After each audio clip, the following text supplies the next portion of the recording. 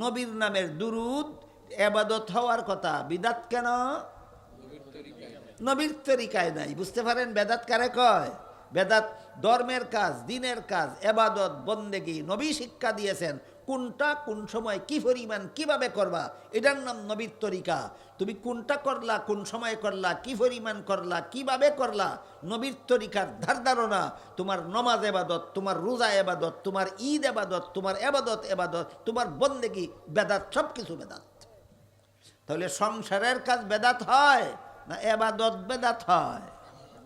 সংসারের কাজ বেদাত হয় না, এবাদত বেদাত হয়। দানের ছাড়া আমার ছোটোবেলায় দেখছি ধান গাছ লাগাইতো ক্ষেতের মধ্যে এলোমেলো ভাবে। আজকাল দেখি ধান গাছ লাগায় লাইন করিয়া। আমার বয়স যাদের তারা কইন ছোটোবেলায় ধান গাছ লাইন করিয়া লাগাইতো না এলোমেলো লাগাইতো? এখন যে লাইন করিয়া লাগায় কোরআন হাদিসের কারণে না মন গড়া ভাবে? এটা বেদাত হয় না কেন?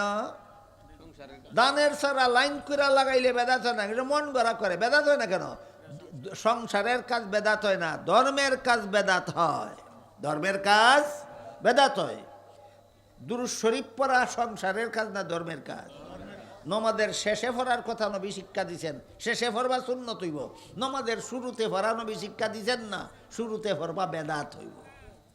বলেন দুরূদ শরীফ নমাজের শেষে পড়লে বেদাত হয় না শুরুতে পড়লে বেদাত হয়? শেষে পড়লে বেদাত হয় না কেন? নবীর তরিকায় আছে। শুরুতে পড়লে বেদাত হয় কেন? নবীর তরিকায় নাই। একই রকম, একই রকম আজান শেষ কইরা দুরূদ শরীফ পড়া নবীর তরিকায় আছে, পড়লে ইবাদত হবে, কবুল হবে। আজান শুরু করার আগে দুরূদ শরীফ পড়া নবীর তরিকায় নাই, পড়লেই বেদাত হবে। নামাজের শুরুতে দুরূদ পড়া যেমন বিদাত, আজানের আগে দুরূদ পড়া তেমন বিদাত। নামাজের শেষে দুরূদ পড়া যেমন সুন্নত, আজান শেষে দুরূদ পড়া তেমন সুন্নত। এবার বলেন দুরূদ নবীর তরিকা মতে পড়বেন না মন গড়া মতে? নবীর তরিকা মতে পড়ার নাম সুন্নত, মন গড়া মতে পড়ার নাম বেদাত। তাই হাদিস শরীফে আল্লাহ রাসূল বলেন ইয়্যাকুম ওয়া মুহদাসাতিল উমুর ফাইন্না কুল্লা মুহদাসাতিন বিদআতুন ওয়া কুল্লা বিদআতিন দালালা ওয়া কুল্লা দালালাতিন ফিন্নার আও কামা ক্বালা আলাইহিস সালাতু ওয়াস সালাম। সাবধান আমার উম্মত মুসলমানেরা, ধর্মের কাজ মন গড়া করবা না, করলেই বেদাত হবে।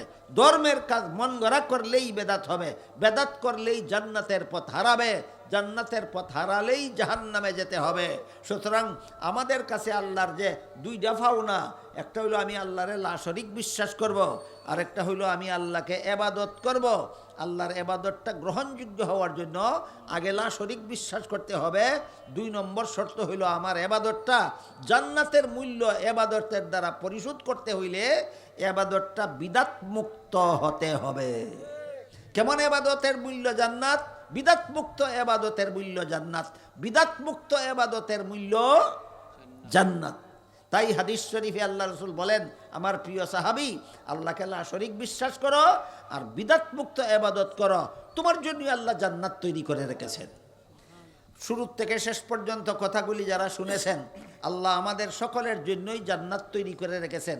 আল্লাহর সাথে শরীকদার বানাইয়া বিশ্বাস করার জন্য না আল্লাহকে লা শরীক বিশ্বাস করার জন্য? আর ইবাদত মন গড়া মতে করার জন্য না বিদাত মুক্ত ইবাদত করার জন্য? আল্লাহ আমাদের সবাইকে আল্লাহকে লা শরীক বিশ্বাস করিয়া বিদাত মুক্ত ইবাদত করিয়া জান্নাত পাওয়ার সৌভাগ্য দান করুন। সবাই বলুন আমিন। সুবহান রাব্বিকা রাব্বিল ইজ্জাতি আম্মা ইয়াসিফুনা ওয়া সালামুন আলাল মুরসালিন ওয়ালহামদুলিল্লাহি রাব্বিল আলামিন।